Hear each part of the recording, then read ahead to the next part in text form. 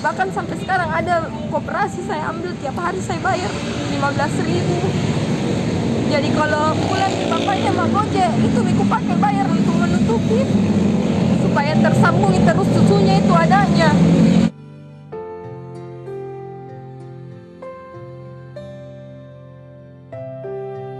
Oke teman-teman, saya salah satu driver ojol yang ada di Makassar. Jangan lupa teman-teman subscribe, like, dan share di YouTube channel Peduli Duafa. Terima kasih.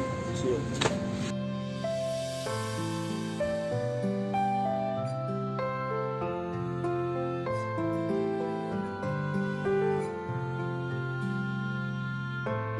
Assalamualaikum, nama saya Ian Rahmadini. Pekerjaan saya ibu rumah tangga. Saya memiliki anak 2 orang, yang satunya usia 5,5 tahun dan satunya Ataya yang berusia 1 tahun 5 bulan, dan sekarang dia mengidap penyakit neuroblastoma. Dia sudah dibiopsi di bagian perut, pengambilan sampel tumor. Sekarang menjalani kemoterapi, dan pekerjaan suami saya ojek online. Yang menghambat saya itu adalah kebutuhan biaya obat Ataya dengan susunya, apalagi di masa pandemi ini. Kurang orderannya suami, jadi makanya agak susah untuk mau beli ini untuk dia.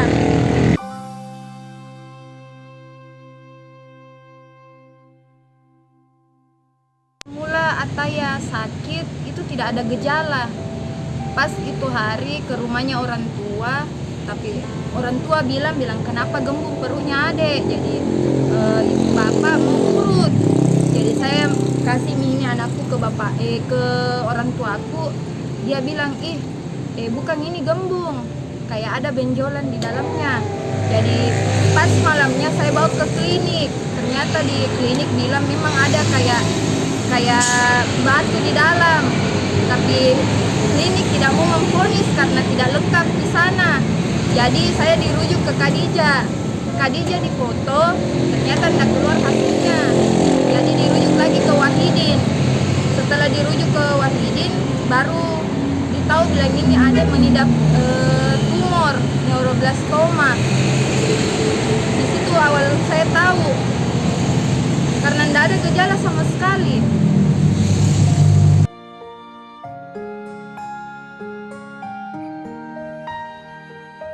Di awal bulan 6 pengangkatan sampel tumor. Setelah sudah biopsi, katanya dokter tidak boleh diangkat semua tumornya karena berakibat fatal karena sarafnya yang kena. Jadi makanya dokter sarankan untuk kemoterapi.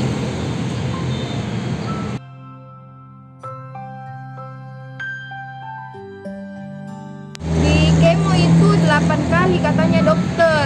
Sekarang sudah kemo ke-5, jadi sisa 3 kali. Kalau sudah lagi kemo, tidak ditahu lagi berobat apa lagi, karena dilihat lagi dari hasil CT scan-nya nanti.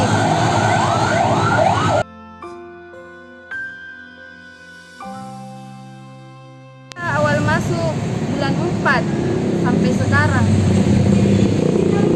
Dari pemeriksaan awal sampainya di biopsi operasi kecil, sampainya kemo.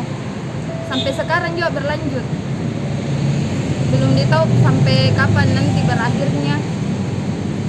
Masih panjang pengobatannya katanya dokter.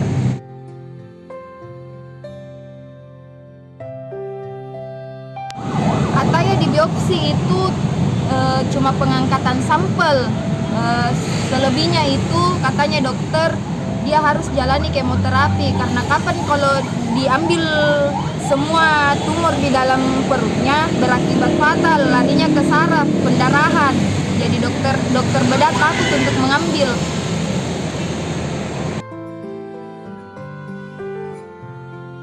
Selama anakku sakit, mungkin kalau dibilang utang banyak sekali utang, karena Kalau tidak cukup lagi beli susu berutang Kak. Kalau tidak mencukupi, itu yang beratkan sekali suamiku juga. Ya, mudah-mudahan banyak kasihan yang bantu anakku untuk pengobatannya. Kalau yang kita tahu berapa nih utang tak semua yang kita tahu? Kalau utangku itu kayak ada 5 jutaan begitu sampai sekarang. Jadi kalau ada lagi kasihan bantu Kak, biasa aku bayar sedikit-sedikit. Bahkan sampai sekarang ada koperasi saya ambil, tiap hari saya bayar 15.000. Jadi kalau pulang bapaknya mau gojek, itu aku pakai bayar untuk menutupi supaya tersambung terus susunya itu adanya.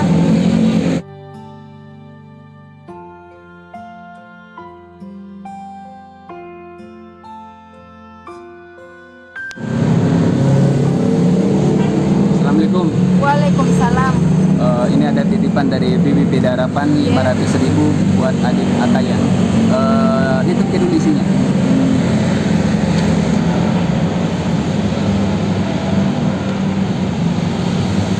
Iya. 500 nih. Iya. Semoga bermanfaat buat Amin, adik. insya Allah untuk pembeli susu.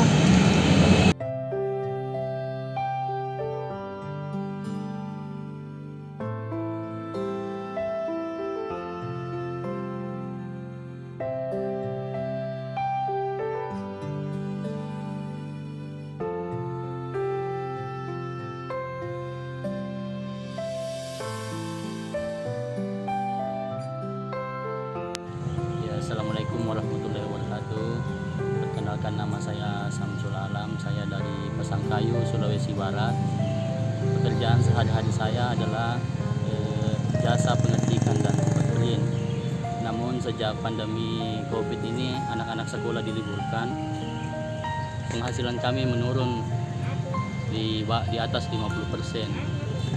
Kemudian berselang tidak lama kemudian kami kena musibah berikutnya. Anak kami terdapat benjolan di alisnya kiri kanan. Kemudian kami beranikan diri untuk memeriksakan ke rumah sakit terdekat di Kota Pasangkayu. Namun dari hasil pemeriksaan kami dirujuk ke rumah sakit Undata Palu untuk pemeriksaan lebih lanjut. Nah, dari sana ada diagnosa keganasan di tubuhnya anak kami yang bernama Naila Mahir Ramadhani, usianya 5 tahun. Naila memiliki saudara 3 orang, perempuan semua, yang tertua 9 tahun. Kemudian Naila anak kedua 5 tahun dan adiknya yang masih berusia sangat muda, sangat kecil, 3 bulan. Selama perawatan perawatan di rumah sakit Undata, kami selama 9 hari 9 malam di sana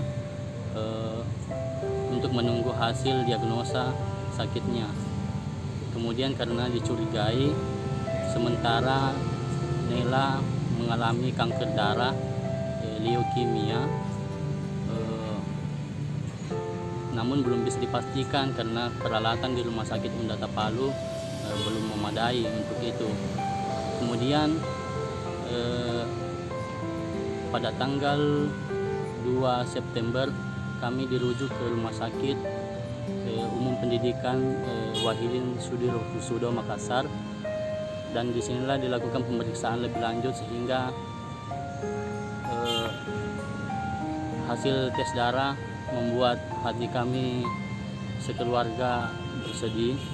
Kenapa anak kami divonis positif leukemia tipe AML M2, yang menurut keterangan dokter ini adalah tipe yang jarang sekali mengenai anak-anak dan tipe yang cenderung lebih berat dibandingkan dengan tipe yang biasa yaitu ALL. Namun menurut dokter kesempatan untuk sembuh selalu ada asal kita mau berusaha. Di sini kita sudah 24 hari di Makassar, dan tentunya karena saya sudah meninggalkan pekerjaan saya sehari-hari yang merupakan penghasilan utama, yaitu jasa pengetikan dan tempat print, otomatis penghasilan kami terhenti. Kondisi tabungan kami juga semakin menipis karena biaya hidup sehari-hari di sini selama di Makassar.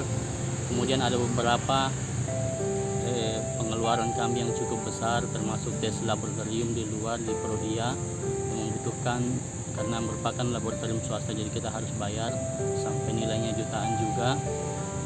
Kemudian ada beberapa obat-obatan juga yang harus kami beli di luar yang tidak tersedia di rumah sakit, serta suplemen-suplemen seperti susu formula untuk anak, karena kondisi anak kami sulit makan langsung, jadi dia harus dibantu dengan susu. Makanan utamanya adalah susu, jadi itu kita harus beli di luar juga, dan kita ketahui bersama bahwa susu formula juga memiliki harga yang cukup. Oleh karena itu, saya sebagai orang tua memohon kepada saudara-saudara, teman-teman, dan orang baik di luar sana, bantuannya semoga bisa menjadi ladang pahala dan dilimpahkan rezekinya nanti sama Allah, oleh Allah Subhanahu wa Ta'ala. Tindakan selanjutnya yang harus dialami oleh Nela adalah melakukan kemoterapi yang jadwalnya selama 6 bulan penuh, tidak putus, 6 bulan penuh perawatan yang sudah terjadwal, namun untuk hal-hal yang tidak terduga bisa memakan waktu selama tahunan, karena berdasarkan informasi yang kami terima dari dokter, untuk tahap awal adalah jadwalnya 6 bulan. Kemudian apabila hasil pemeriksaannya nanti ternyata sel kanker yang ada di dalam tubuh yang menggerogoti tubuh Naila masih ada, akan dilakukan tahap kedua untuk pengobatan kedua, yaitu kemoterapi. Hari ini Naila sudah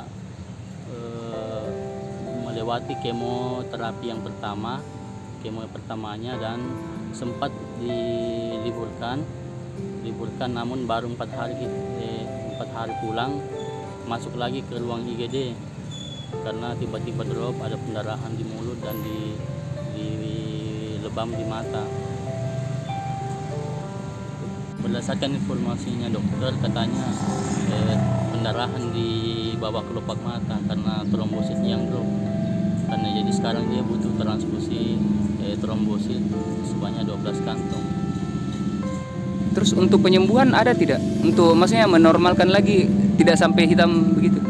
Hanya dilakukan ini pengobatan, hanya untuk transfusi, karena kan ketika trombosit terendah, maka pembekuan darah menurut dokter itu tidak bagus, sehingga mudah pendarahan, termasuk di mulutnya juga pendarahan. Tapi Kenapa ke arah atas ke semua anunya, efeknya? Yang hitam-hitam kayaknya di ada juga area atas. Ada Kenapa? juga di betis, di kaki. Jadi kadang kalau ada benturan atau ada gesekan, dia mudah memar begitu. Waalaikumsalam.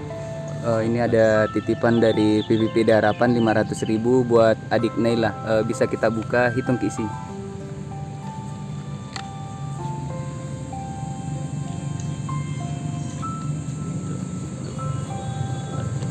Ya, terima 500. kasih atas bantuannya. Semoga ini tentu sangat bermanfaat untuk Naila, pengobatan lebih lanjut, dan saya minta doanya untuk kesembuhan Naila, mudah-mudahan segera bisa ceria kembali seperti semula.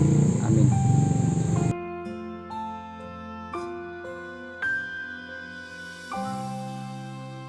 Peduli Duafa mantap. Peduli Duafa mantap. Peduli Duafa.